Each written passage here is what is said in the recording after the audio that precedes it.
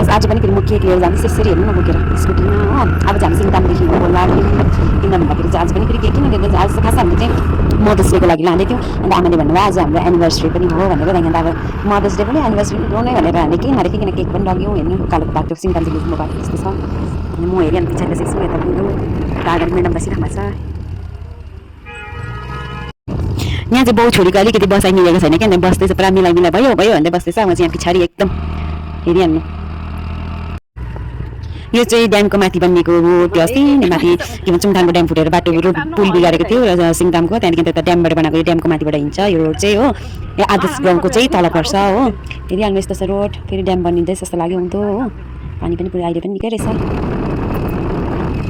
पारीको चाहिँ आदर्श गाउँ यो चाहिँ अगाडिको रोड चाहिँ यो तपाईँको पर्छ अहिले यो तिमी तारको जाने रोड हो। यहाँदेखि उता सिधा गयो तिमी तारको नाम चाहिँ कता कता कता हुँदै जान्छ। हामी चाहिँ उकालो जानुपर्छ त्यहाँदेखि उकालो गएपछि बर्मेक पुग्छौँ हामी चाहिँ। यो पारीको चाहिँ आदर्श गाउँ अलि निस्किन्छौँ मेरो त।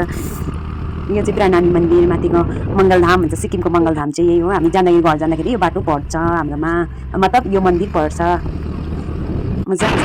हामीदेखि अगाडि चाहिँ अगाडि जाँदै हामी चाहिँ अब पुग्नु आँट्दैछौँ। यहाँ हेर्नु नि उसको पापासँग हिँड्नु पाइन्छ यस्तो खुसी पो हुन्छ है हाम्रो नानीलाई। अब चाहिँ हाम्रो घर आइपुग्न आँट्यो हाम्रो घर जाने बाटो आइपुग्यो हो। यहाँ अगाडिको चाहिँ हाम्रो हो जानु पुग्छ। त्यहाँदेखि अन्त अब यहाँदेखि चाहिँ के भन्छ मतलब त्यही रोडमै चाहिँ छैन अलिकति उता हेर्नु चाहिँ पछाडिको रोड कस्तो दामी देख्छौँ।